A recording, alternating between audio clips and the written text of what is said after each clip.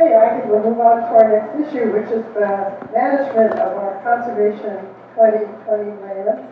And Cindy Bear will explain the background to that. Hi, thank you. I think most people here could probably recognize the saw palmetto, our iconic uplands plant. And as many of you likely know, you can get a really good price for the saw palmetto berries by manufacturers of the nutritional supplements. And also, however, those berries are some of the most important wildlife food that there is, period. And it is, on some lands, appropriate with a permit to collect and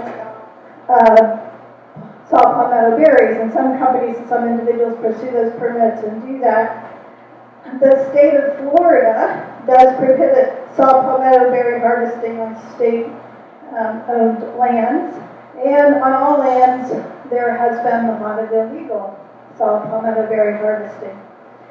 Well, in the summer of 2021, Lee County Parks and Recreation Department decided to harvest saw palmetto berries on the Pine Island Flatwoods Preserve here in St. James City. They stated that this stewardship change was an experiment that might save money, and they were frustrated by illegal harvesting. The thinking of some was literally that if the county conducted the harvesting of a percentage of the berries and then allowed them to be sold for profit, they could get to the berries before illegal pickers and they could bring in some cash. So it's clear to us that here your board, Greater Pine Island Civic Association, however, that for-profit operations are simply incompatible with the purposes of our 2020 preserves. And not to mention, of course, that the preserves already provide financial value through groundwater recharge, protection of drinking water sources, stormwater protection. You guys know it all, right? Tourism, etc. So, when some of our board members, though, walked the 2020 Pine Island Flatwoods Preserve after the county harvesting, unlike what the staff had said would happen, almost no berries were left. Period. So we raised our concerns, as did many other community organizations, thankfully, with the director of Lee County Parks and Recreation, Jesse Lavender, and also with members of Class Act, that's the Conservation, Land Acquisition, and Stewardship. That's the group that advises the county about issues relating to the 2020 preserves. We were told by Mr. Lavender that a study was being done to gauge the effects of the harvest, but there was no baseline data collected prior to the harvest. We also learned that there had been no Class Act meetings for months because staff had canceled them, citing lack of business, even while this experiment on local preserves was happening. So we further shared our concerns with Commissioner Ring on March 9. And I don't want to steal his thunder, but we are now grateful to have learned a couple of things. First of all, Class Act did hold a meeting on March 16. We do expect that county staff's going to continue to re-engage with Class Act. Yesterday, through our commissioner's office, we learned there are no plans for harvesting berries this season. We learned that the county staff is pursuing further means to prevent illegal harvesting, and they're planning to coordinate with Florida Fish and Wildlife Conservation Commission as well as the University of Florida. We have further requests. We do request that the staff continue to provide more information about that harvesting, including the funds that were generated and where they went.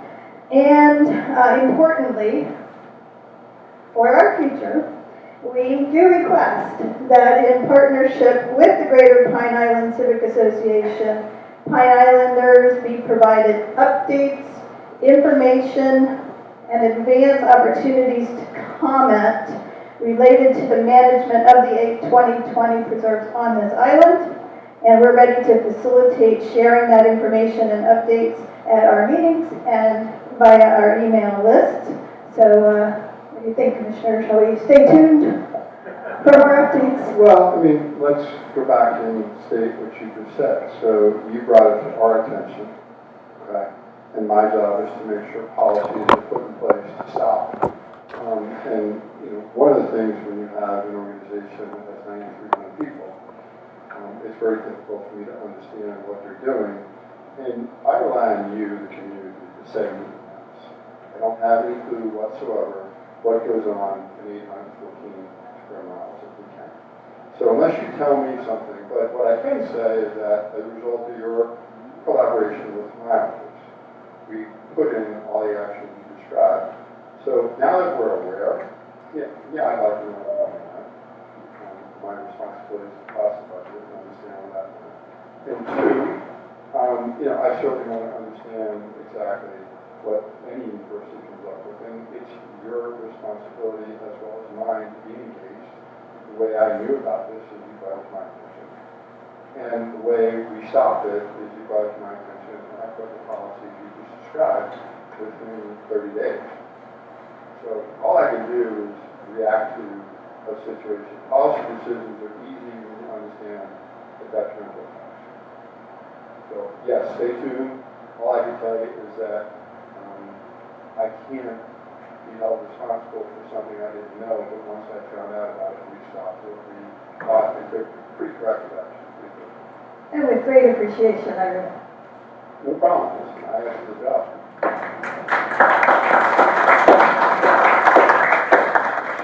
Are there any questions, comments on that? Okay. So we'll move on to the fourth issue, which is development, and specifically old development orders. So many residents of Greater Pine Island were surprised to learn in 2021 that a developer was about to obtain an order to begin construction of a 94 townhome community known as Orchard Cove to be located near Pine Island Center. They were even more surprised to learn that the development had originally been approved 16 years earlier, and that they had had very little say in whether and how the build-out would move forward. In response, the GPICA created a development task force to investigate outstanding development orders on the island, so that at least we are aware of what development has been approved and where they are in the process of coming to fruition, with the hopes of informing the residents. When we began that project, however, we found that the county's database is not easily searched and information is lacking. For instance, we found that 21% of all development orders issued were approved 23 to 39 years ago. Furthermore, the status, 28% of these orders is unknown. We cannot determine the status of 154 development orders. So, since Commissioner Lewin is so nice to say that as soon as he hears about something, he can perhaps do something, we're now hearing about this situation. Specifically, we're asking that Lee County work to develop a process that would allow for the aging out of old development orders, especially those that were approved under land use rules that have since been changed. This new process would require additional public hearings to inform the public about pending development and allow their input to truly be taken into consideration. These public hearings would not be the same as public information sessions, which in our experience carry little to no weight when it comes to development order approvals. A second thing, we're asking that Lee County work to develop new guidelines for active pursuit of construction, quote unquote, that would take into consideration a reasonable time frame for development with continued input from residents if projects move from years to decades. We ask finally that Lee County add or increase a development order renewal fee to encourage orders to be vacated or projects completed. So, So,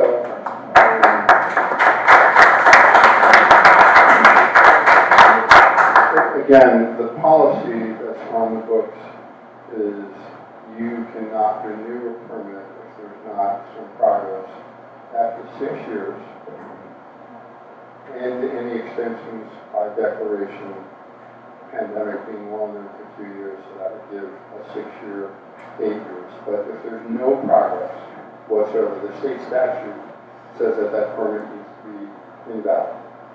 So it has to have progress. So again, unless I have a list, I can't go through the list. But the law that was enacted by the county is 6 years.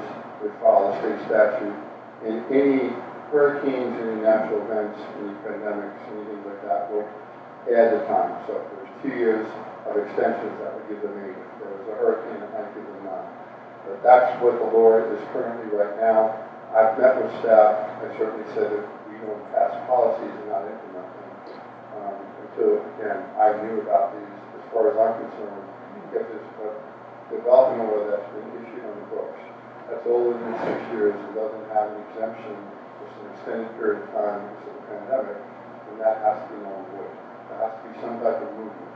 And the legislature, since it's the state legislation, says that there's a new movement. So as long as there's some type of activity in those 6 years, it continues to stay in the box. So those is a difference. But anything that's dormant, anything that hasn't happened, certainly the first one's to clean up, and then the easiest to clean up.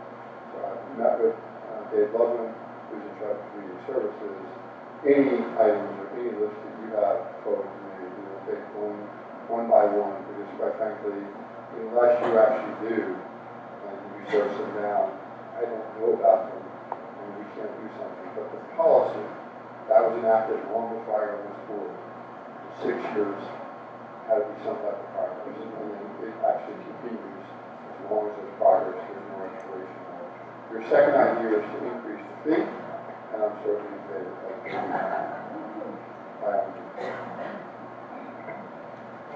I think that the loophole here is being very liberally interpreted, and that is, Just hold it closer to your mouth, Noel. okay, the problem is it's not specifically defined as to what the progress is that's required to renew. So like we have an example, we had this one down towards St. James City that was approved back in 1984, and were hundreds and hundreds of townhomes, and it's all been split up into pods and sold off to people all over the world. And in order to keep that development order current, what they did is they went out and put a wall up. And so that putting that wall up, well, it's not clearly defined as to what it is that you have to do, the progress that you have to make. So I think there's a loophole here that the fish is being tied up, and that is they need to specifically say a dollar amount. You've got to spend like $250,000 in progress, just say this is progress. They're all going through that loophole, and while they do a survey, or they'll go pay one of the development teams in town to put a site plan together on the property. They submit that, and they're automatically given the extension. So we need to figure out how to do that. Listen, what I can tell you is, I will take the state statute out, meet the legal, understand what the statute says. I have to operate within the statute because it's not AV county ordinance, it's a state statute, and that's where it's from. But secondarily, to your point, if there's not, my understanding is 6 years. So I understand exactly what it says. I'll read the state statute to say, okay, what's the progress and how does the legislature identify progress? But if there's no progress, it only gives you 6. So if I put this wall up in 1990, I get to 1996. If there's nothing done, again, the permit has to be ruled. Well, but then you get 2 more years when Hurricane Ida comes through, so that's an issue as well. But again, Yeah. the state statute indicates that any type of event that is natural or unnatural gives an extension. I can't do anything about an owner, Charlie, a homeowner. Those are just, unfortunately, those are times that the state legislators are going to add the time to it. The state statute currently states that it's on public development. Okay. It states that the intent of pursuit is any activity, which is what Noel was talking about, any activity within an 18-month period. Now, that's outside of any natural disaster, any extensions or so forth. The case in particular that Noel was talking about, this developer knows your statute and it's clean, because he only does work every 18 months. And it's minuscule work that has nothing to do with the building, so you can say he did something to violate something. So I need to go to the legislators to try to enhance and/or change. And I have to be frustrated, and that's all I'm saying. And again, I'm open to any type of opportunities because, again, I live on a very island where we look for conservation. I plan on having smart work. That's what I believe in. So any information you give me, I have no problem. I know all the legislators, whether they're good news or bad news, opinion on it, completely weird, and they certainly don't mind me walking through it.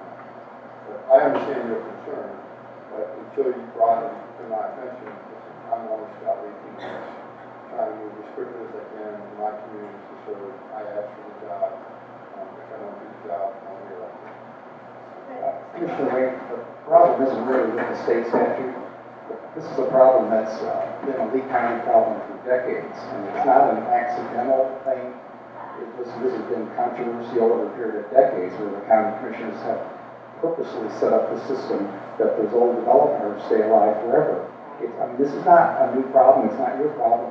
It is a problem, it's not a state problem, it's a Lee County problem, so I'm really glad you're interested in taking a hard line on it, because it's really absurd to describe a 1984 development that's alive today, but that doesn't comply with the current rules.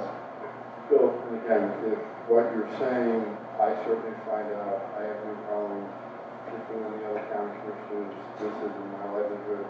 I've asked to serve the community. I'm blessed to be able to do it. I've never been shy about taking a fight on. I've never really been one that's quiet. It's just not my nature. So I can't promise miracles, but what I can tell you is I got the least amount of development money in my campaign, and I get the most amount of money. So I don't feel like I owe anybody anything. And if you don't want me, I'll go through that. But I will certainly bring it up. I didn't come here and what I don't do is look in the face and tell you to do something like that. That's just not, but I don't know what your experience is with the county commission, but I decided to go up there to be a leader, and I follow. Basically, I can't assure you that I'm going to have 2 other votes with me, but I certainly can assure my position. I got it. I just have a quick question. There's a new development going in north of Froggies, and well, it's new old, and they put in a retention pond, and that was what kept them alive for another however long. I know York Road's all on sewer. Is there any way that could be required, all those new homes to be put on sewer? Because the sewer line is that far. Again, there's not a particular issue within the statute that requires that. I'm just curious because we're talking sewers, and we got 14 new homes going in, and the sewer line's there. Just curious if we're all going to put 14 more septics in there? Just throwing it out there. Thank you, Mary.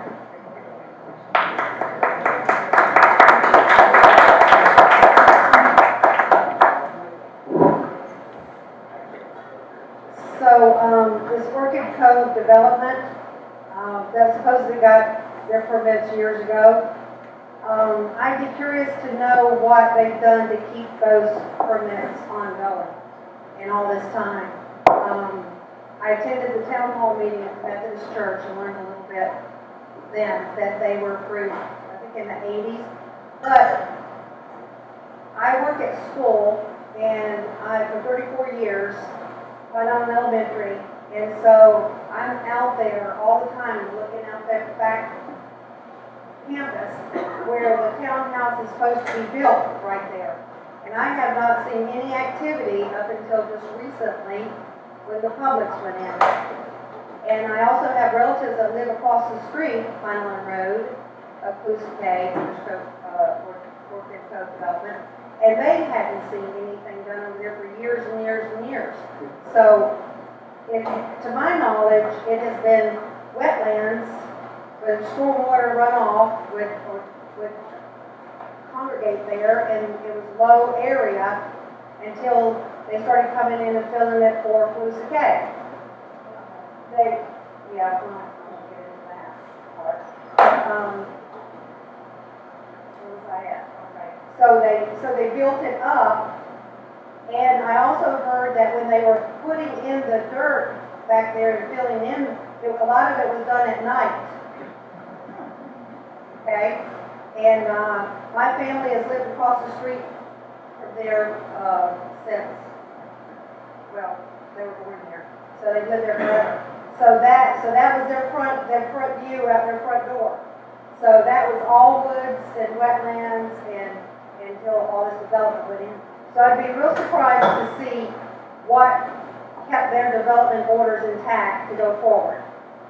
All I can tell you is I'll look into it, and I think what I've demonstrated to your board is when you give me a problem, I've responded pretty rapidly, and that's what I asked for. So this is an issue, I understand it controls development, it's smart growth. I understand what you want until I start to do I'd like to research. know, is that a done deal, or is there something I that don't we can know. do? You live in this area, and I don't know. But what I would do is certainly give you the information you've asked, is what type of progress enable them to have the development or continue to stay around.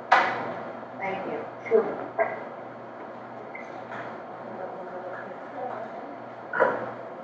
Any other questions?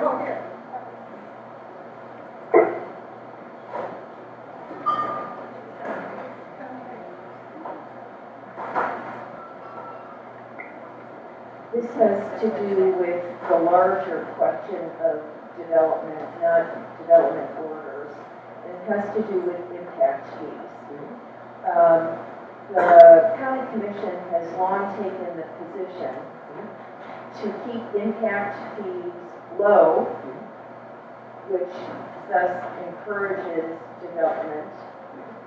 I would suggest that the opposite position should be taken, to maximize impact fees, because when we increase development, we increase the need for services, whether it's roads, bridges, schools, hospitals, libraries, grocery stores, all of the above, and that the impact fees need to be put onto the developers and the people that are seeking development. Brief. So, the issue now is twofold. That legislation is on the books, and the change of legislation requires 3 votes to change that. What I'd like to see us do is move off of impact fees because there's so much controversy and go to something a little bit more flexible called mobility fees. It enables transportation, which is a component that's necessary that I can't use impact fees for. So the problem is that there's so much emotion associated with impact fees. And we have an infrastructure problem because we're growing at a rate that I get it. And for the first time, I think everyone in the county commission recognizes what we need to do in the next 10 years. Again, the fight for impact fees, candidly, there's not 3 votes that I have up there. Again, legislation is one that you can propose any type of change whatsoever. And to overturn legislation that's currently in the books, you need 3 people to say yes. The people that are up there, I don't have 3 votes. And quite frankly, instead of trying to beat something that has not been successful for years, I'd rather flip the narrative to mobility fees. It's what people do. So it's what Hillsborough County, many other counties do it. So what it is a little bit more flexibility, but it also includes transportation as a component that we need. We can't use impact fees. And impact fees have many restrictions to it. So where I can use them, what development, what I'm not able to do, or not the community. Mobility is exactly what it is. It allows me flexibility. It's what the county commissioners did before I got on with this program and funding to try to allow flexibility to use it for any type of development whatsoever. We would just like to have more flexibility. Many counties use mobility fees as opposed to impact fees. So how are they levied? Huh? How are they levied? Same exact, right? Same way, Same concept. we're just calling it something else. Well, what you're doing is expanding the use. Because if I have a medium high acres and for whatever reason I have additional funds, I have the ability to move those. And again, I'm not claiming to be the expert, but I can tell you a bed for us is impact fees. And unless there's a change in the current county board, that's not going to happen. So is there more support on the board for mobility? It's just something that I brought up at our strategic planning.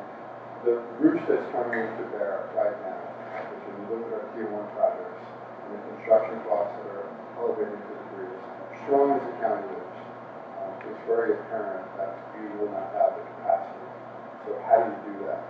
So there's been a multitude of things that have been discussed in our strategic planning session. But I think the reality that Bill referred to, what you referred to, is here, and unfortunately, when you start to see the dollars and cents aren't there to cover it, there's an issue, and the solutions are all over this particular place. I'm looking to obviously have smart growth. Again, I've only lived here for 18 years, and 15 of those years I lived on the area island that preserve and was for conservation. I live in a bigger city now, because my kids moved to Cape Coral, and that's why we call home there. So I have the joy of having my 26 and 36-year-olds, so home is where we make it. But I do live in an area that is going from Sanibel to Cape Coral. It's like using Rocky Road, but and I mean that with all due respect, but the best part of it is I have my 26 and 36-year-olds within 10 minutes of me, and I'll trade that any day. That's why I did that. But we're on the same page. All I can tell you is it'll be interesting what happens. It doesn't even look like the two current county commissioners are running out of votes. So, again, when you become an incumbent, it seems like incumbency in this county seems to hold a great deal of bearings. If you look through my campaign, I raised more money than any county commissioner, I think, at least not in development money. I don't take money from anybody, but I don't feel compelled to anybody. You should give me a donation. If you feel so, I'll gladly return my contributions. I also don't work for my entire paycheck. It's donated to food shelters. For 15 years I've been in office. We're very proud of the fact that I will take a paycheck. We run 6 finance companies. I employ over 500 people. I asked for this job. And quite frankly, compared to the rhetoric and fiction that was put out there, I wasn't doing this to this point. Everything I had, I was on welfare, I was on food stamps. I came up a very difficult way. Very proud of what I've done and very grateful to get back to the community. I've asked for this job. And if you don't like 22 years, don't vote for that. Okay.